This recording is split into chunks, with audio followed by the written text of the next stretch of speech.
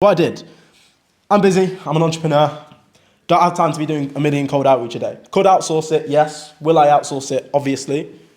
But before I outsource it, I want to learn the system myself and I want to prove that it works, rather than just throwing my guys in there and hoping it works out. So what I did cold outreach for 3 days, sent 40 messages, 40 messages, 40 messages.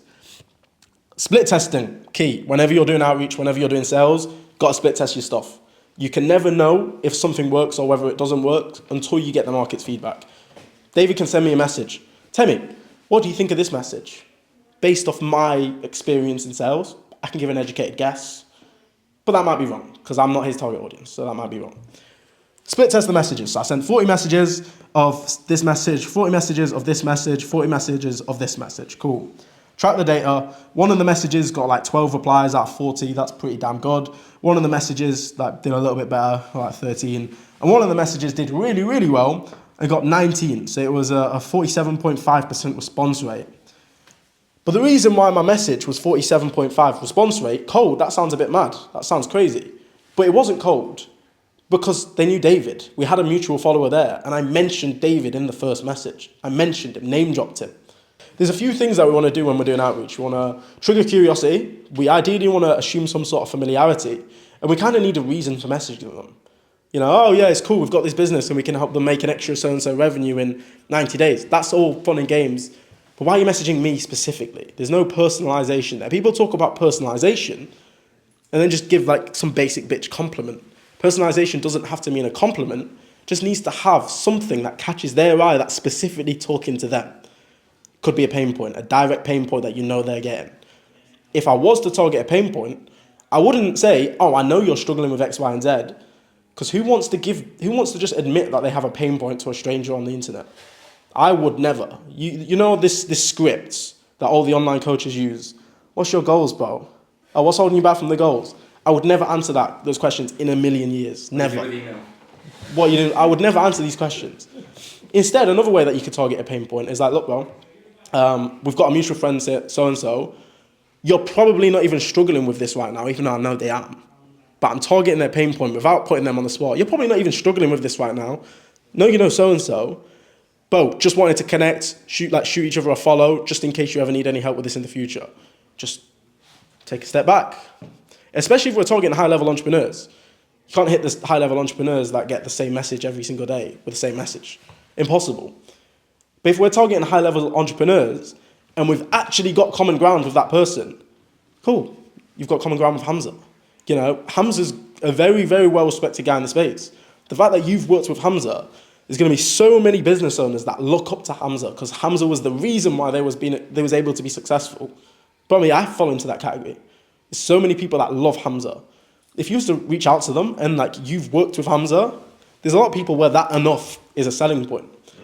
But they just don't know you exist right now. But we can target them. You know, we can have a look for people that are following Hamza. Oh, bro, you know Hamza, I worked with him last year. Bro, I know you're probably not struggling with productivity or your business right now in any way, shape or form, but I helped Hamza go from X to Z. You know, I'm not targeting the pain point. I'm not being annoying. I'm not asking a million questions. I'm just being genuine. Something I do in door-to-door sales all the time. No, you're probably not interested in Windows right now because obviously they're not. They've already got Windows. Why would they be interested in more? No, you're probably not interested in Windows right now. Just here to see if you qualify for the government scheme and I'll get lost. That's it. Then I ask them, that gives me permission to ask a couple of questions. And then once I've asked permission to ask the questions, now I'm like, oh, no, I see. So there's actually a big problem with your Windows right now that you might be losing 45% of your energy through your Windows. I mean, how much are you paying for your energy right now? Now I can start to get into the pain point. But when I started the conversation, you're probably not in the interest in Windows, just seeing if you qualify and I'll get lost. Quick, easy. The assuming familiarity where you are messaging someone, finding common ground. Oh yeah, you know this guy? Oh cool, I know that guy. I've worked with that guy. Finding familiarity is something I used to do in door-to-door sales as well. I couldn't just knock on your door for no reason. Some black kid, 17 years old, Saturday morning, who's this guy? You know what I mean? But what I would always do is I would always have a very specific reason for knocking on this brother's door. If it was a main road, knocking on your door, government campaign, main road. People people down this street have been complaining about traffic and the noise. Okay, cool. If they're in a bougie area, or maybe they're in a horrible area. And the reason I'm knocking on your door is because crime rate's been increasing in the area. Has it? Don't know. But at least I had a reason for knocking on their door. It'd make them give me the time of day. Same with the DMs. So what I did is I sent 40 messages a day to David's followers. That's 120 messages. Out of 120 messages, did I try to sell them? No. Hi, bro. You interested in making money online? Who are you? That sounds like a scam. What do you mean? Some random black guys just reached out to me on Instagram, asked me if I want to make money online. That's mad. That is absolutely mad. Like, I wouldn't trust that. You've got to think your customers. Like, would you trust it? Probably not. Hey, bro, saw that you follow David. Yeah, we've been working with him recently. He's been crushing it. He actually did his first 2K day last week. Oh, yeah, actually, I think I might have heard that David was doing well. Didn't know he was doing that well, bro. Oh, by the way, the reason I'm reaching out, bro, is I know you're probably not interested in making money online. Most people aren't. Most people aren't even interested in making money online. I just wanted to drop my phone number just in case you've ever got any questions in the future. They'd be like, yeah, send your phone number. I send my phone number. I say, oh, text me, I'll save your contact. They text me. Now that I've got them on WhatsApp, away from Instagram, away from all the bullshit, then it was just easy game, easy pickings. I could ask them questions, get to know them. I was their friend now. Because I made out like I wasn't going to sell them anything.